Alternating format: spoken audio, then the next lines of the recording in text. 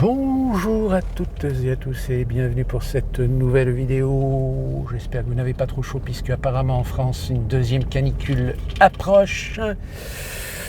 Moi ce que je peux vous montrer c'est voilà, vous voyez, chez nous il fait 104 degrés. Bon évidemment c'est du Fahrenheit, je vous rassure.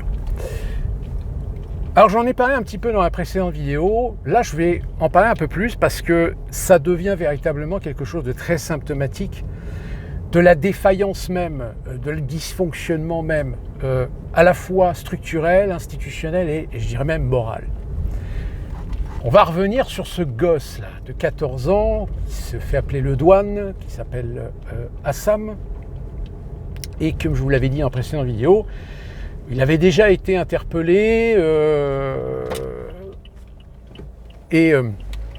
là, il vient d'être nouveau interpellé, sauf que là, il vient d'être interpellé, mis en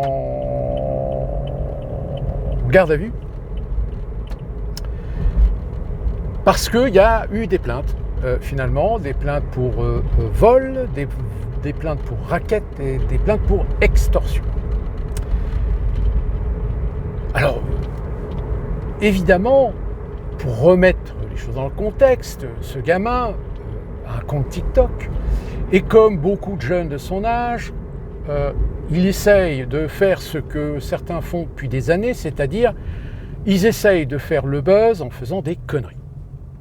Alors parfois c'est des gentilles conneries, parfois ça va peut-être un peu plus loin. On a eu ce cas de ces gens sur Twitch, je crois, qui frappaient un de leurs camarades, puis finalement, bon, il est mort, mais voilà, la mort n'a pas été incombée aux actes violents qu'il subissait de la part des autres. C'est en fait le problème de la surenchère. C'est à celui qui va faire le buzz en faisant la pire connerie. Parce que là, on n'est pas juste dans les gentilles conneries, on est dans les pires conneries. Et ce gamin, il est allé, comme évidemment beaucoup d'autres, sur le canal Saint-Martin à partir du moment où on a commencé à légaliser la baignade. Et le gamin, il a commencé à faire un petit peu son zouave. Il a commencé à faire son zouave, et l'idée de base, c'est de prendre des pistolets à eau et puis d'arroser les passants. Donc ils arrosaient les passants, les gens en voiture, les fenêtres ouvertes, ils bloquaient parfois même la circulation, et demander aux gens, ouais, si tu veux passer, vas-y, file-moi 2 €, tu vois, file-moi 1 €. Ça c'est factuel, puisqu'il y a des vidéos, on le voit, ils le font. Et vas-y, j'arrose les passants, et vas-y, j'arrose les gens en vélo, etc. Évidemment, le sujet est arrivé sur certains médias, pour montrer ce gosse, apparemment, mais où sont les parents ? Voilà. Et en face, évidemment, ouais, ça y est, regardez, l'extrême droite est en train d'instrumentaliser avec son racisme naturel un gamin de 14 ans qui fait rien de mal. Qui fait rien de mal. Bon, sauf que là, aujourd'hui, il y a bien des plaintes pour vol, extorsion et... qu'est-ce que j'ai dit ? Vol, extorsion et racket. Allô, il fait rien. Petit ange. Sauf que, il y a un moment donné où ce gamin, comme d'autres, ont commencé à faire d'autres conneries. Ils sont allés dans les commerces avoisinants. On a une vidéo d'un black qui tient une petite épicerie. On le voit qu'il commence à dire les gars, mais vous arrêtez de déconner, etc. Et machin. Et voilà, ils volent. Et attention, dans le groupe, c'est pas que des petits rebeux. Il y a aussi du petit blanc. Mais le petit blanc qui s'est approprié la culture de quartier, on est d'accord. Donc là, c'est pas une question de racisme, c'est pas une question de gens racisés. D'autant plus que le gamin, il est né, il est français, donc si vous voulez, la dénonciation médiatique, c'est le gamin, il fait quoi ? Alors, après que il y ait un sous-entendu par rapport au fait qu'il est issu ou qu'il est d'origine émigrée de par ses parents ou ses parents, on n'en sait rien. Oui, certainement qu'il y a des raccourcis qui sont faits, mais je veux dire, les raccourcis, il y a toujours des gens pour les faire, même des gens de gauche. Tiens, d'ailleurs, si vous êtes de gauche, qu'on vous a proposé cette vidéo, que vous êtes en train de regarder cette vidéo, je vous dis tout de suite, quittez-la. Quittez-la parce que ce que je vais dire dans cette vidéo, ça ne va pas vous plaire. Et si c'est pour me laisser un commentaire comme quoi je suis raciste, allez vous faire foutre. Ok. Parce que ce que j'explique là, c'est une logique. C'est une logique de société. C'est une logique de comportement. Toujours faire la différence entre le comportement qu'on a chez soi et le comportement qu'on a dans l'espace public. Vous pouvez faire ce que vous voulez chez vous, vous pouvez vous chier dessus, vous pisser dessus, à partir du moment où il n'y a pas une dégradation de la dignité humaine, mais dans l'espace public, non, ça se fait pas.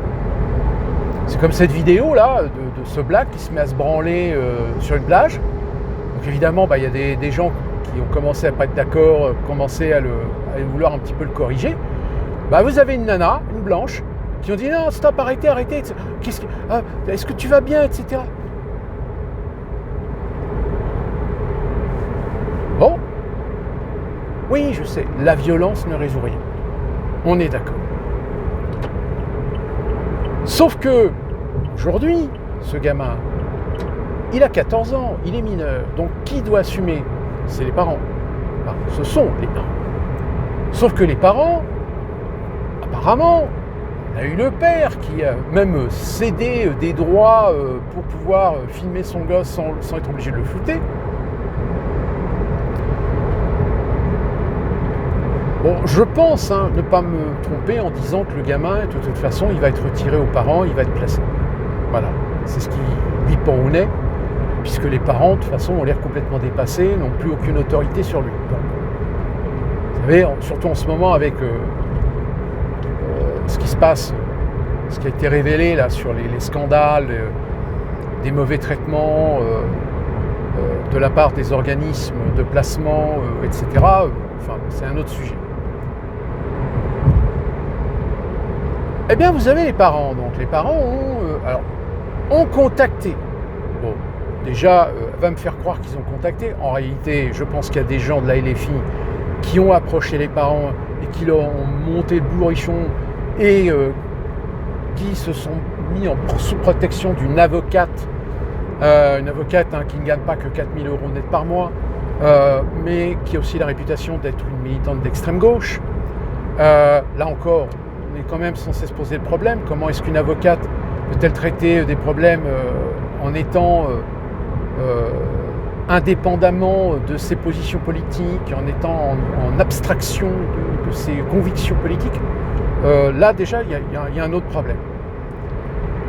Et donc les parents, avec cette avocate, ont décidé de porter plainte contre toute organisation, toute personne qui aurait récupéré les actes de leur gamin pour en faire de la récupération politique.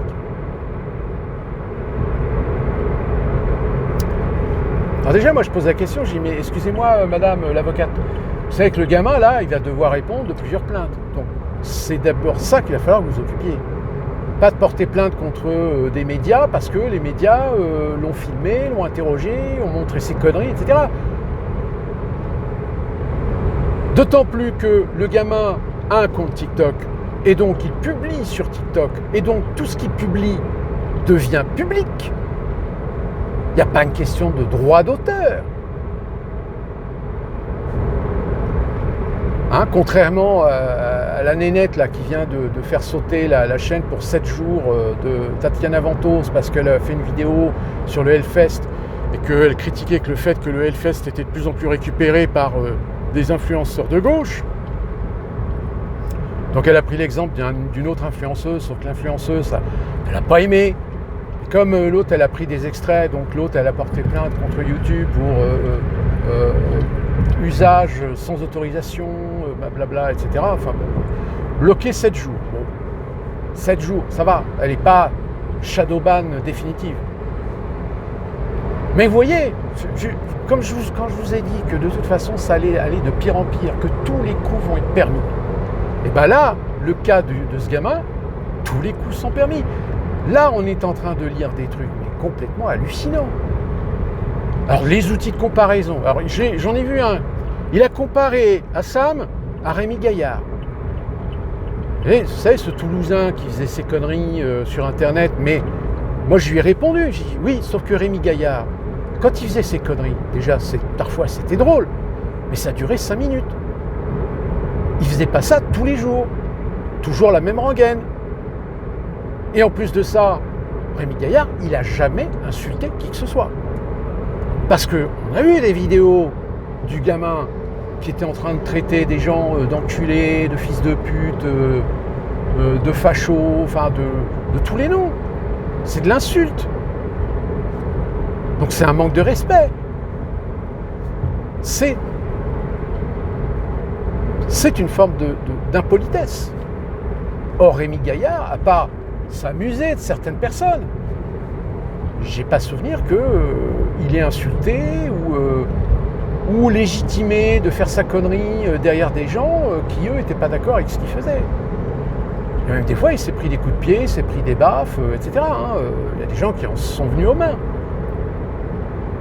Mais à part avoir été arrêté et condamné à des petites peines, à des petites amendes sous le prétexte de troubles de l'ordre public, je n'ai pas souvenir qu'il y a des gens qui aient porté plainte contre lui.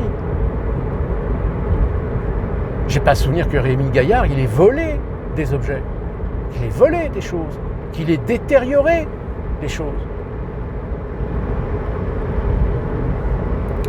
Alors il y en a d'autres qui font la comparaison. Si maintenant on arrête des gamins parce qu'ils s'amusent avec des pistolets à eau, mais c'est pas le sujet. Vous voyez, c'est cette capacité de minimiser le comportement du gamin pour dire ouais, vous êtes facho, hein, regardez, hein, vous critiquez le gamin, mais laissez-le s'amuser. Mais non, c'est pas un amusement ce qu'il fait là. Là, il a dépassé les limites. Mais non, c'est normal.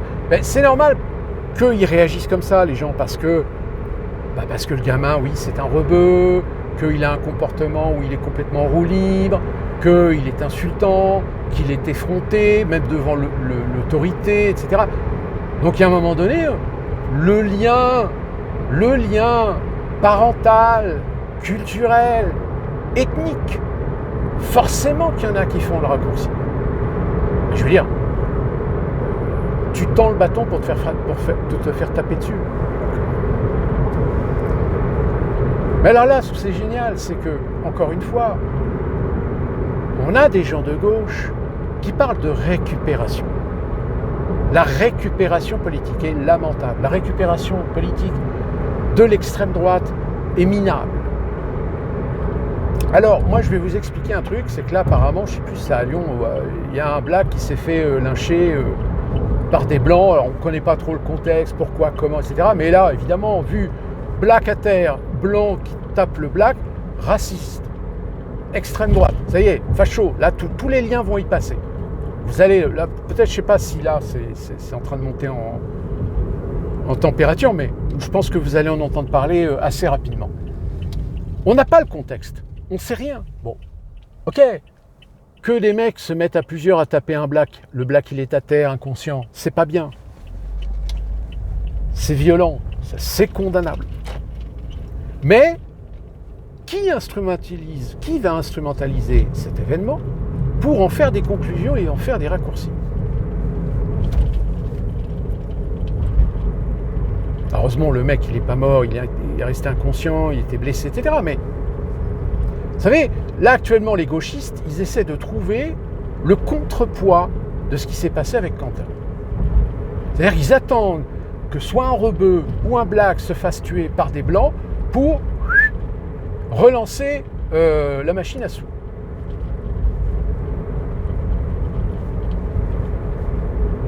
Comme je vous l'ai dit, de toute façon, les gauchistes, si vous êtes gauchiste, je suis désolé de vous le dire ça, hein, mais votre sémantique, votre champ narratif, il est tellement restreint à facho, extrême droite, racisme, islamophobe, homophobe, etc., que au final, vous faites tellement de raccourcis, vous faites tellement d'amalgames qu'au bout d'un moment, vous n'êtes plus crédible. Et d'ailleurs, tous ces gens qui aujourd'hui essaient de faire de la récupération de ce gamin pour dire oui, regardez, l'extrême droite, elle est méchante, elle est raciste, etc. Quand on lit les commentaires, il y a quand même pas mal de gens qui disent mais putain, mais arrêtez vos conneries, quoi. Vous avez un gamin qui fait des conneries, je veux dire, il joue du pistolet sur des gens à vélo. Il y a une nana qui passe à vélo, il lui file un coup de pistolet à eau. La nanette, elle perd l'équilibre, elle tombe, elle se fracasse le crâne. Peu de grave. Vous allez dire quoi?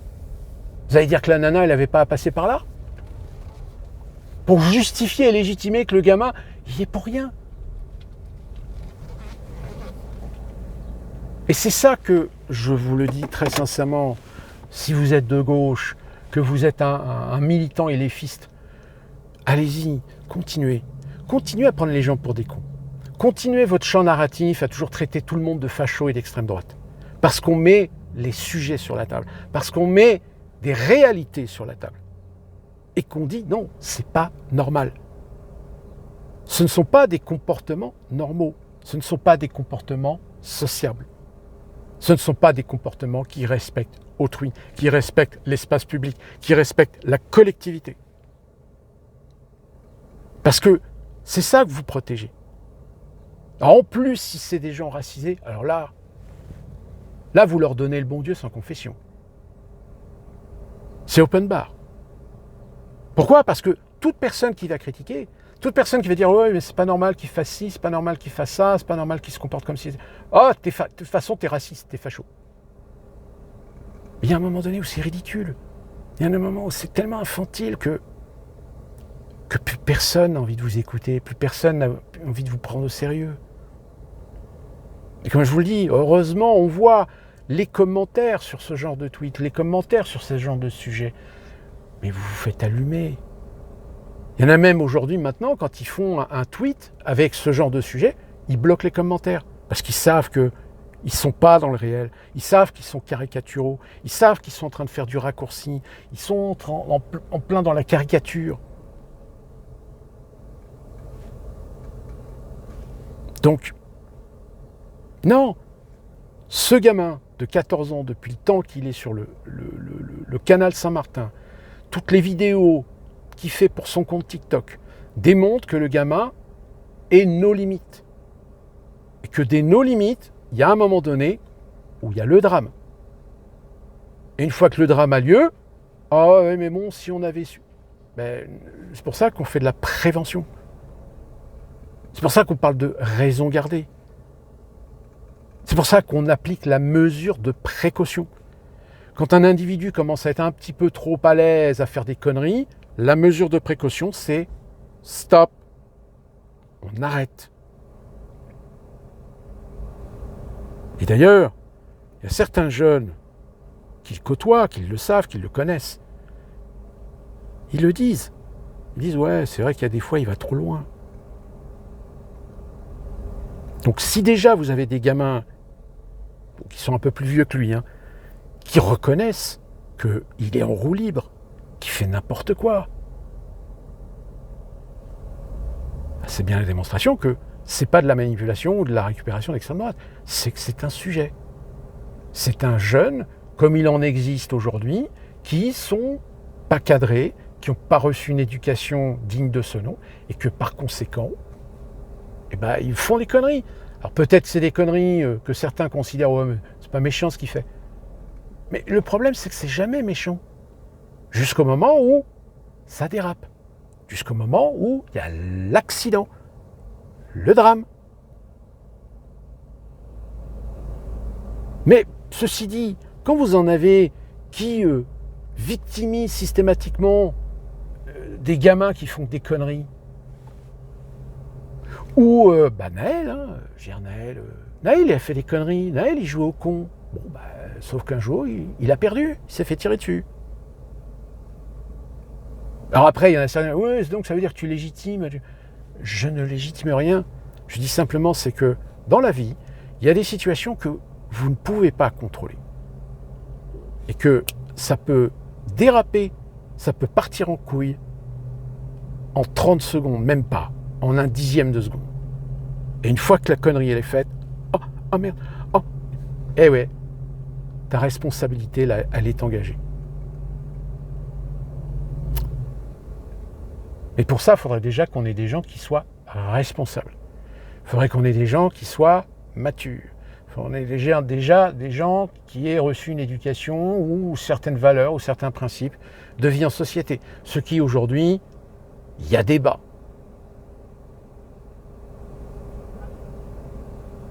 Mais là encore, on va m'accuser d'être un redresseur de tort, on va m'accuser d'être d'extrême droite, on va m'accuser d'être réac. Je ne sais pas. Qu'est-ce que vous en pensez, vous? Est-ce que vous pensez que je suis réac?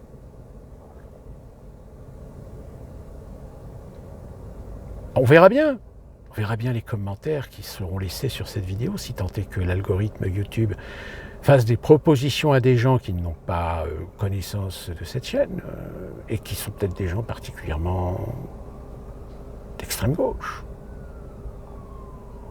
On va voir. Ça va être intéressant. Dites-moi ce que vous en pensez, vous, de ce gamin. Est-ce que vous pensez que c'est un jeune, bien que jeunesse se passe? Ou si au contraire, vous pensez qu'il est bien à l'archétype même, il est bien le symptôme même d'un problème aujourd'hui dans la société occidentale, c'est-à-dire le laisser-faire.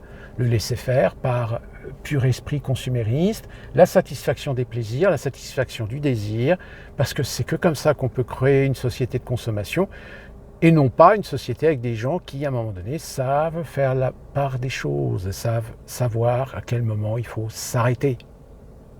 Ce que je peux faire, ce que je ne peux pas faire, ce que je pourrais faire, mais que je ne peux pas le faire. D'ici là qu'on se retrouve pour une prochaine vidéo, portez-vous bien et bougez au pied du mur.